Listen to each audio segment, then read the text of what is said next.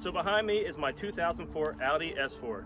Now this is normally a really nice car, but today I'm going to show you everything that's wrong with it and why we're using this for the donor vehicle to the street Indy build.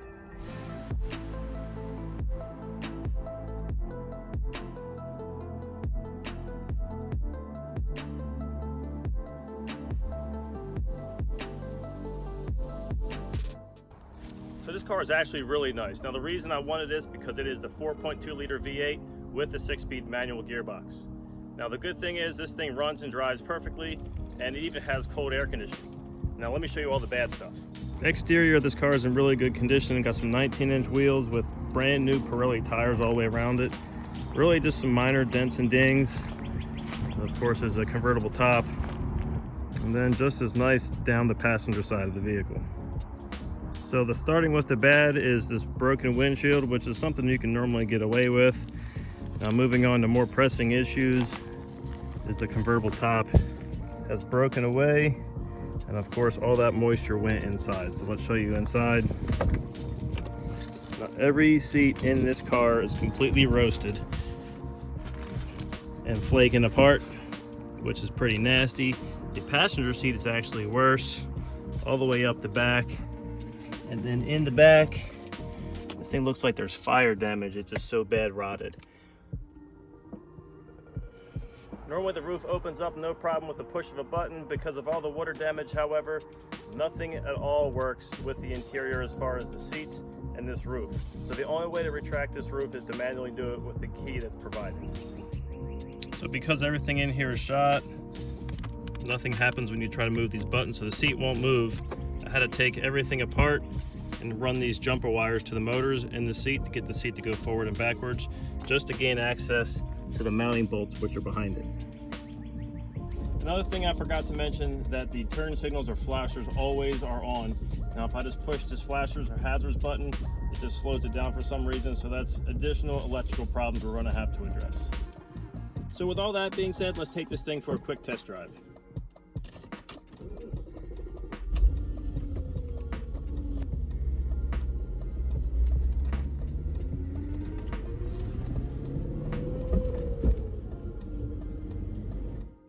So this thing shifts really smooth, has good clutch engagement, and of course has tons of power.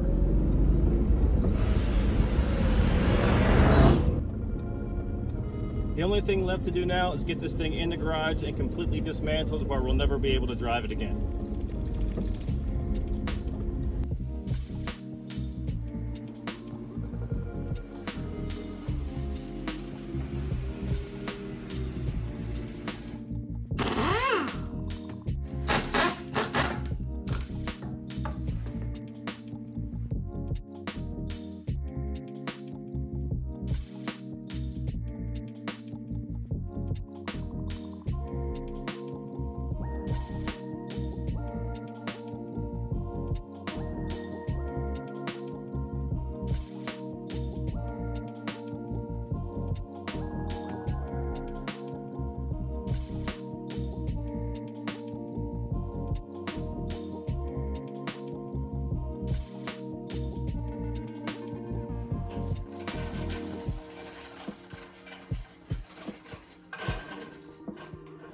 So after hours of fighting with this car, I finally have the motor out. Let me show you the rest of the car and how all that looks now.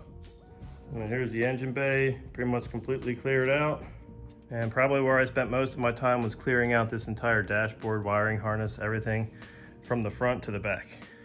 And here's everything I salvaged that I needed to build my Indy car. So I have the steering column, gauge cluster, pedal box assembly with the brake booster. And right there is 60 pounds of wiring that went from the front of the back of the car. So in the future, I'm going to have to weed a lot of that out. And at the back of the car, this is everything I've removed. And this is the pile that's going to the dump.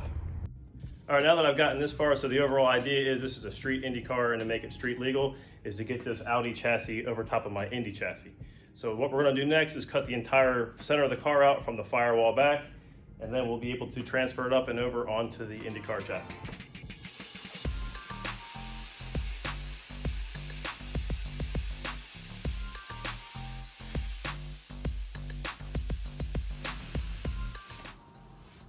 All right, so I used a plasma cutter. I've come all the way down here. All this rubberized undercoating wants to set on fire, so then I switched to the Sawzall. And then for this lower section, we are going to cut that with the cutoff wheel.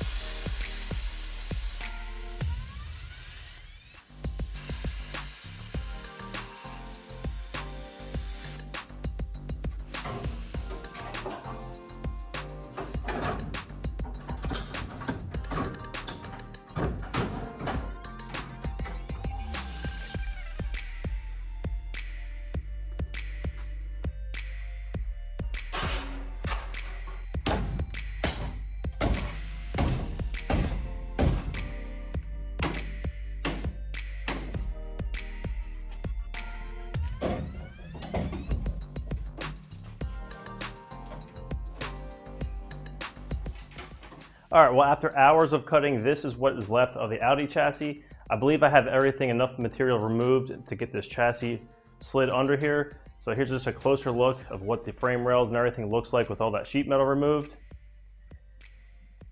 Now at this point, I have the chassis ready to roll under there, and unfortunately to get it past all 4 jack stands, I had to remove this rear suspension. But at this point, I'm going to slide it under the Audi and we'll see how things fit.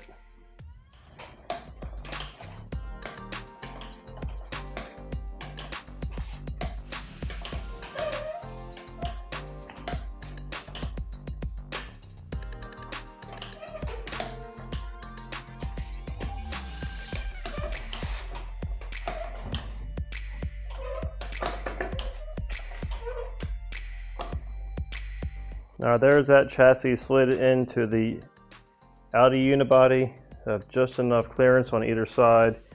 Now this is going to drop down and get pretty close to that frame when we get to it. And then on the inside, have just enough clearance along either side of it. And we can make our body mounts later. And on the back side, my frame rails will clear those frame rails. And I also have space for the actual suspension to fit in. All right, now with that much in place, I think it's time to put the rear suspension back on the chassis, and we'll see how everything fits in relation to the body. And here it is with all the suspension put back on the back of it. The chassis is now on all the wheel dollies, and the actual Audi body itself is the only thing left sitting on jack stands. Now this is pretty much the height that I'm going to get. I can lower the back of the body some just to get a little better wheel clearance, but I don't have that adjustability with the jack stands at this moment. So luckily, plenty enough clearance in this front wheel to make the left and right turns. Now looking down the body, I'm extremely surprised to see that's the only bit of stick out that the original Corvette geometry has. Even with 1-inch wheel spacers, that does not stick out that much. So I figure I can come in later and put in some little cheesy wheel arches on there just to cover that up some. And to give you a better idea, this is how we're going to get inside the car. Just going to open it up. You can step right on this frame rail here and you'll be able to get in the driver's seat. So that pretty much wraps it up for the body part of it. I am going to come back in here later. I am going to make a body mount from here to here. And I'm going to have another one just about center of the car. We'll just make some tabs. We'll actually put body mounts and we'll go to this part of the chassis. And then typically on the back here, we'll put our third row of body mounts, and it'll just go from this frame rail to the actual unibody itself. And that should suffice. All right, so at this point, I think you can see my vision for the street Indy is finally coming together. This is an Indy car that I wanted to drive, and to make it street legal, we are putting the Audi chassis over top of it. And this is pretty much the way it's going to look when I'm done with it. Now the chassis itself needs a lot of modifications yet. I still need to add bracing. I need to add the front splitter or the front wing, as well as the main spoiler on the back, which is going to be huge and ridiculous. So I think moving forward with the chassis, in the next video, I'm going to start with the steering assembly itself. So please hit subscribe, and I'll see you in that video. Thanks for watching.